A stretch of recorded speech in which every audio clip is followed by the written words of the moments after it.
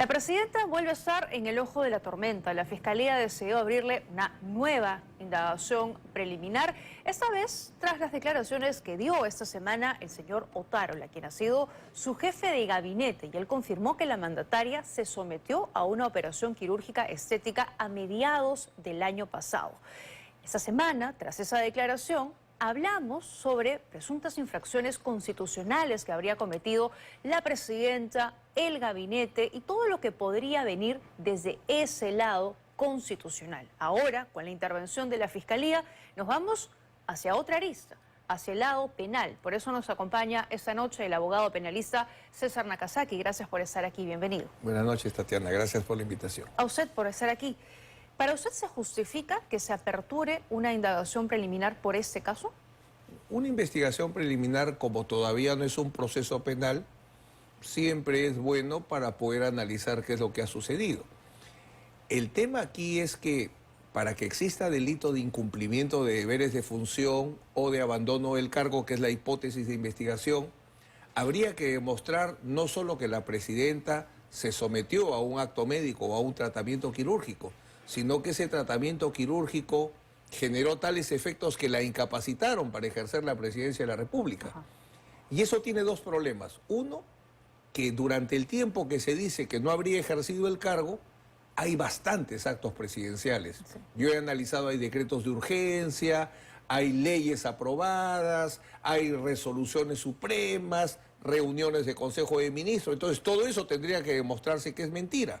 Y lo segundo, sin tener la información médica que diga exactamente el estado del paciente, es bien difícil conjeturar si la intervención quirúrgica le impidió no ejercer el cargo. Pero eso tendría que confirmarlo el médico cirujano que la atendió. Solo el médico, pero están abordando mal ese tema porque el médico tiene un deber legal de secreto profesional. Ajá. O sea, el médico está prohibido de informar sobre el tratamiento médico, salvo que, tratándose de autoridades, el juez sea el que lo mande. El juez es el único que puede levantar el secreto profesional. Es más, si el médico lo hace sin la autorización judicial, comete delito. Delito de violación del secreto profesional. ¿Pero eso ya será en una etapa más avanzada de la investigación o ese levantamiento del secreto profesional podría ocurrir en esa etapa inicial? La Fiscalía tendría que fundamentar un pedido ante el juez Ya. y el juez autorizar ese levantamiento del secreto profesional. Porque es, como repito, la Ley General de Salud es muy clara para que todos la revisen, señala que la única autoridad no es visto al presidente de la Comisión de Fiscalización, Sí. decir yo lo emplazo, ven. Hay que aconsejarlo bien. La Ley General de Salud dice, deber de secreto profesional solo se levanta en estos casos. En materia de autoridad, solo el juez, no el fiscal, no el congresista. De acuerdo. Y para usted, por lo que hemos conocido, ¿existen indicios razonables de que se habría cometido el delito del que hoy habla la Fiscalía? Yo lo veo difícil porque tiene que ser el abandono del cargo, tiene que decir adiós, me voy. Ya. Es ese médico que deja el servicio de emergencia y se va al estadio. No, o el incumplimiento de deberes de función, ¿cuál? Yo lo veo un poco complejo, pero va a depender mucho de la información médica que en su momento se obtenga y, ojo, de demostrar que casi 90 actos presidenciales de la época no fueron verdaderos. Pero en ese, por ejemplo, el momento de la operación en sí misma, habría, al parecer, habría estado sometida a anestesia. Ahí sí podríamos estar hablando Habría de que un ver si es incumplimiento de general, funciones. habría que ver si es general, si es anestesia local. Hay varias anestesias, pero Ya. quedarse dormido unas horas no genera una vacancia presidencial. O Ya. sea, es un tema de proporcionalidad, ¿no? Claro, pero si de pronto es un ha tema de estado proporcionalidad también. sometida a una serie de medicinas que le impiden tomar decisiones. Esa es otra cosa. Si Claro. se demuestra que con el tratamiento médico ella estuvo varios días impedida de razonar adecuadamente o de comunicarse, eso es otra cosa. O si fueran horas. O sea, el tiempo es irrelevante en ese caso, ¿o Yo no? te diría que hay que medir porque dice la suspensión, Ajá. la suspensión del ejercicio de la función presidencial son hechos de determinada magnitud. O sea, tiene que haber cierta gravedad. Todo en el derecho tiene que ser proporcional y razonable. No cualquier falta, ahorita estaba escuchando que insisten en la pena de muerte, no cualquier delito podría generar pena de muerte. Entonces, las sanciones políticas o las sanciones penales requieren de cierta entidad, de cierta gravedad. Claro, porque algunos abogados decían, la verdad es que el tiempo es irrelevante. Si fuera un minuto o varios días que la presidenta no estuvo en la capacidad de cumplir funciones y no notificó al Parlamento, estamos hablando de un vacío de poder. Lo que es que el vacío de poder no es delito. El delito es abandono del cargo. Pero no haber notificado al Congreso. Ya, sí, pero digamos, lo que a ella le están investigando es porque el tratamiento médico la incapacitó para ser presidenta. Claro. El tema no es, oiga, usted es mentirosa porque usted ha ocultado información, porque usted debió revelar el tratamiento médico. No, ese no es el tema. El tema es que el tratamiento médico, por ejemplo, me llevó a UCI, a unidad de cuidados intensivos, y nadie avisó.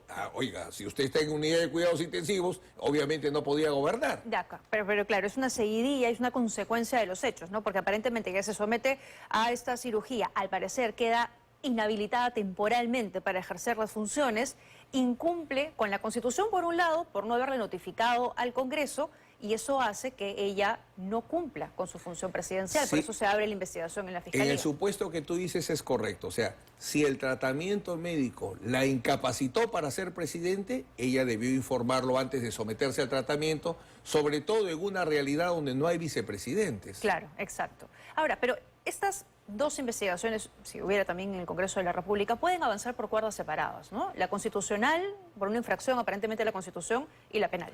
Sí, porque la infracción constitucional es sometida a un juicio político y ese lo hace todo el Congreso. El Congreso decide si hace el juicio político y el Congreso lo celebra.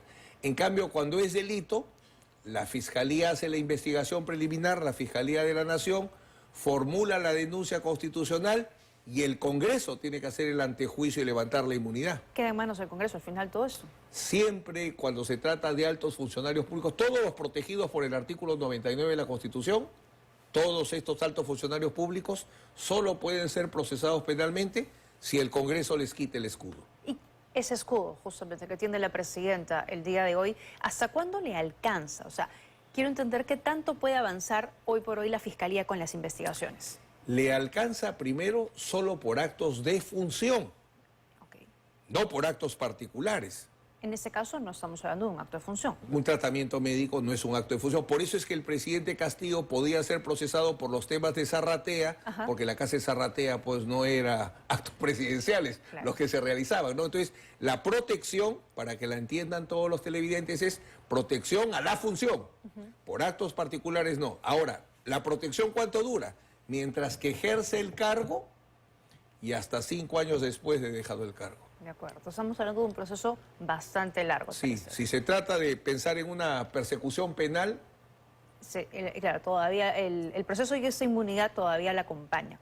Para usted, ¿agrava el hecho de que sea una cirugía estética y no un tema de salud? Se lo consulto porque durante el día hemos escuchado análisis de distintos juristas, uno de ellos, el doctor Lamas Pucho, y decía que esta cirugía, que tiene al parecer carácter estético, tiene una naturaleza frívola, por la cual la presidenta habría abandonado sus funciones y no por un hecho relevante, de interés, digamos, de vida o muerte, para llevarlo al extremo, ¿no? A ver, todo va a depender si el acto médico, como venimos conversando, la incapacitó o no, porque el tema de frivolidad, como puede ser una operación, una cirugía plástica o usar Rolex, eso per se podrá tener todo el cuestionamiento público, político que se considere, pero para efectos de responsabilidad legal, no basta someterse al tratamiento en este caso, sino demostrar que ese tratamiento médico le impidió continuar siendo presidenta un día, 2 días, una semana. De acuerdo. Eso solo se conocerá cuando haya la información médica pidiéndola legalmente. Por lo que conocemos hasta ahora, ¿considera que la presidenta debió notificarle al Congreso? Como no conoce, o sea, todos hemos el trascendido de que hay un... Porque, por ejemplo, el testimonio de Alberto Tarola es muy relevante, pero han destacado solo una parte, porque él dice, hay la operación, pero él también dice que continuó trabajando con la presidenta durante todos los días. Se comunicó con ella por teléfono al día siguiente. Y es el testigo privilegiado, porque ¿quién estaría llamado a dar fe si el presidente ejerce su cargo? Es el premier. Claro. Entonces, el testimonio de Alberto Tárrega, por eso me llama la atención que lo ataquen, el testimonio de Alberto Tárrega no sería de cargo, es de descargo, más bien es a favor de la presidenta. De acuerdo. Aquí también hemos consultado a algunos médicos especialistas cirujanos y lo que nos decían es que es casi improbable que una persona que se ha sometido a una cirugía como la que se habría sometido la presidenta pueda hablar y comunicarse al día siguiente de la operación, ¿no? Que, digamos, no es algo que suele ocurrir. Entonces, digamos, generaría algún tipo de contradicción con lo que está diciendo el señor Otárrola. Creo que se justifica una sospecha inicial, Ajá. así se llama sospecha inicial, y por eso la investigación preliminar. Pero mientras que no tengamos exactamente cuál fue el acto médico, cuál fue el tratamiento quirúrgico, qué anestesia se utilizó, cómo fue el posoperatorio, dónde está la historia clínica, es lo único que puede informar eso. Y de ser así, digamos, que Otárrola supiera efectivamente que la presidenta se sometió a esta operación, dice además que el gabinete en pleno lo sabía porque estuvieron además conectados virtualmente con la mandataria en una sesión del Consejo de Ministros. ¿Alcanzaría algún tipo de responsabilidad penal a ellos? Si estuvieran mintiendo. Sí. O sea, si supieran que la presidenta, digamos, no estaba ejerciendo el mandato de presidenta y todo se inventó, incurrirían en usurpación de funciones porque de facto habrían actuado por el presidente. Ojo, que hay que explicar varios decretos de urgencia, varios actos presidenciales que tendrían que ser falsos.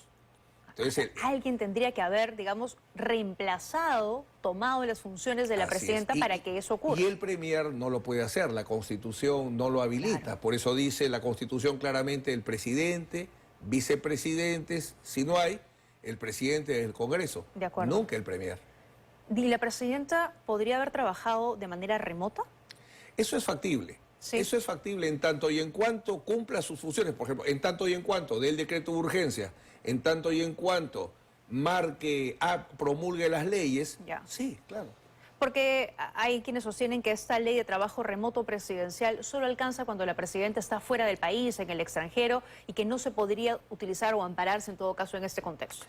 Lo que se exige es que ejerce el cargo, ya. No un estilo específico que tiene que ser presencialmente o no, eso no dice. De acuerdo. Aquí la discusión es si estuvo en el cargo o lo abandonó. Así es lo único. ¿Ejerció el cargo o el tratamiento médico le impidió ejercer el cargo? Eso es lo que se tiene que revisar. De acuerdo. Ahora, la presidenta en julio de este año, cuando se destapa este tema también, ella dice: ya quisiera desaparecerme un solo minuto y no hacer mi trabajo de presidenta, dando a entender que ella nunca abandonó el cargo. ¿Estas declaraciones podrían ser tomadas en cuenta también por la Fiscalía en la investigación? Son declaraciones públicas de la mandataria. Una mala justificación, que se llama indicio de mala justificación, es un eslabón en la cadena que hay que construir, pero es un solo eslabón. Lo que hay que probar es que ella dejó de ser presidente un tiempo determinado como consecuencia del tratamiento médico. Y el derecho a la intimidad personal de la presidenta, de la que han hablado también algunos ministros de ese entonces, ¿no? De no voy a hablar del tema, la presidenta tiene derecho a la intimidad, ¿aplica para este caso? Tuve la oportunidad de trabajar el primer caso de delitos contra la intimidad, que es cuando defendía a Magali Medina por el tema de las prostiberetas, así que algo conozco sobre ese tema. La intimidad cede cuando hay un tema de interés público. Entonces, si fuese solo el acto médico, está totalmente protegido por el derecho a la intimidad. Tal es así que el médico no puede revelar sin la autorización del paciente o sin una autorización judicial. Pero si es un tema de interés público saber si el presidente dejó de ejercer el cargo, eso no está protegido por el derecho a la intimidad porque es la función pública. De acuerdo. No se está analizando si fue mamá, dejó de ser mamá unos días. Lo que se está evaluando es si dejó de ser presidenta unos días. El cargo más importante Ese del es país. Un tema de interés público, sin duda alguna. Ahí el derecho a la intimidad no tiene nada que hacer. No es relevante, ¿no es cierto? Absolutamente para nada. Y hay otro punto también, lo que usted comentaba, algunos actos funcionales de la presidenta que habrían ocurrido en este periodo. Casi 90. Son bastantes. Ya, eso también tiene que ser parte de la investigación y tomado en cuenta por la Fiscalía. Digamos, esos son por el momento pruebas a favor de la presidenta, porque la presidenta diría: yo he ejercido mi función, ¿cómo lo demuestro? Con actos presidenciales. Ya. La Fiscalía tendría que probar esos actos presidenciales son falsos, porque a esa fecha usted estaba desmayada.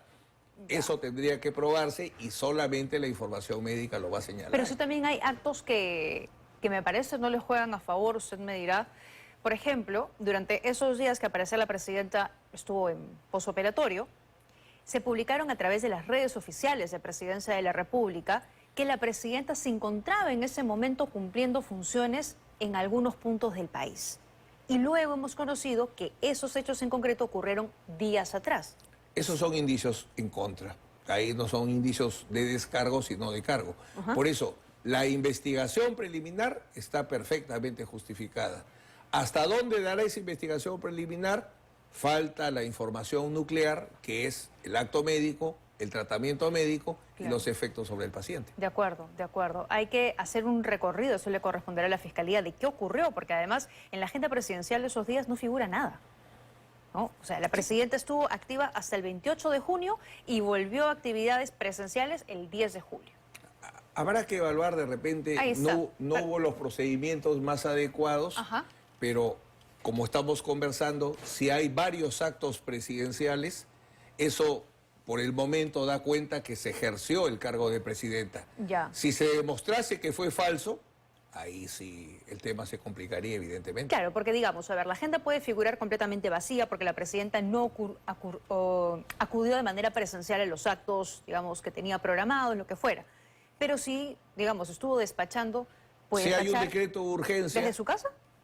el decreto de urgencia hay que firmarlo. Ya. El decreto de urgencia hay que discutirlo con el ministro del sector. Entonces, esos actos los puede realizar. ¿Desde su casa? Estando enfermo, si estoy en mi posoperatorio Ya. y tengo que despachar desde mi casa, yo como abogado muchas veces desde mi casa tengo que actuar. No, de acuerdo, pero la presidenta despacha de Palacio, ¿no? Digamos que podría inobservarse una formalidad. Es como cuando le decían al presidente Castillo, tú no puedes despachar en Zarratea, tienes Claro. que despachar en el Palacio de Pizarro. Ajá. Pero lo que estamos examinando, lo que hoy día ha comunicado la Fiscalía de la Nación es, va a investigar si la presidenta abandonó el cargo, Ya. no si siguió el procedimiento de agenda u otro tipo de temas que serían administrativos. Pero eso tendría que haberse comunicado, haberse informado, ¿o no? Solamente si implicaba una afectación del cargo que justificaba una suspensión temporal del cargo. O sea, necesito un tratamiento médico de tal entidad que me lleve a que no puedo ser presidente un periodo de tiempo. Viene la suspensión temporal. Eso sí se tiene que comunicar. ¿Para usted se cumplen las condiciones para una vacancia presidencial? No, estamos muy lejos todavía. Hay otras investigaciones que tienen mayor entidad y que tienen que desarrollarse todavía, ¿no? Muy bien. Gracias, doctor Nakazaki, por Gracias habernos también, acompañado Tatiana. esta noche. Muy gentil. Bueno, ahí está un poco con mayor claridad el proceso que va a seguir la Fiscalía y esta denuncia, esta investigación preliminar que ha iniciado el día de hoy contra la mandataria. Vamos